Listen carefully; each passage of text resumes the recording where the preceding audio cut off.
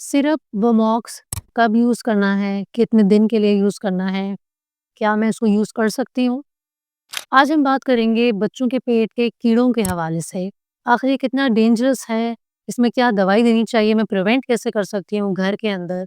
मेरा नाम है डॉक्टर हिना बेग, मैं एक पाकिस्तानी मेडिकल डॉक्टर हूँ एंड न्यूबॉर्न केयर एक्सपर्ट हूँ।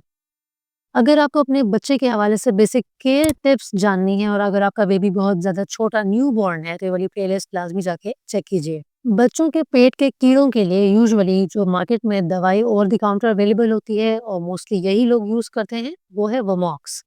सिरप वर्मॉक्स के नाम से ये दवा आपको मिलती है।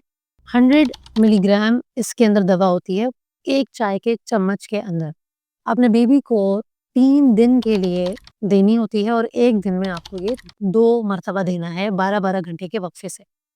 अगेन आपने ये चीज़ 15 दिन के बाद रिपीट करनी होती है, वही 3 डेज़ के लिए सुबह और शाम और 6 मंथ्स के अरसे से ये चीज़ रिपीट करते रहना चाहिए।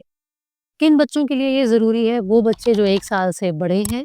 क्यों? क्योंकि उनका एक्सपोज़र मट्टी में, डिफ़रेंट चीज़ों के अंदर, खेल-कूद में, हाथ ना धोना खेलने के बाद या हमारा मुल्क पाकिस्तान है जिसकी वज़ह से बहुत ज़्यादा चीज़ें ऐसी गंदी रहती हैं।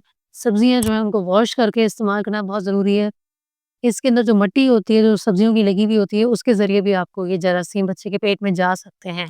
लिहाज़ा बहुत सी कुछ एहतियातें हैं जिनका हमने ज़िक्र करना है। सबसे पहली चीज़ कि देखें बच्चों में अलामात किस किस्म की आ रही होती हैं।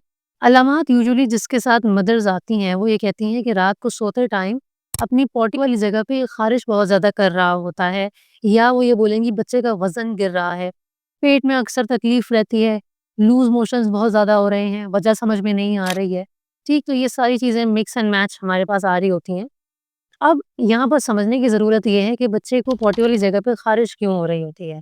उसको वजह ये होती है कि जो जरासीम जो कीड़ा बच्चे के पेट के अंदर है, यूजुअली हुक वर्म होते हैं, टेप वर्म्स होते हैं या राउंड वर्म्स होते हैं। ये कीड़े जो हैं, इनकी जो मादा होती है फीमेल, रात के टाइम ये बच्चे की पॉटी वाली जगह पे जाती है, वहाँ पे उसने अंडे देने होते हैं। वो अंडे वहाँ पे जाके जमा हो जाते हैं, ठीक है? और ये अंडे करीबन 2000 से 5000 के करीब होते हैं सिर्फ़ 1 रात के अंदर। अब वो अंडे बच्चे बार-बार ख़ारिश करेगा उसके अंदर, ठीक?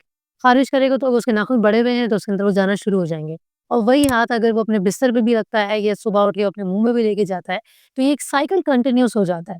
पेट में वापस से अंडे जाएँगे, दोबारा वो कीड़े बन जाएँगे।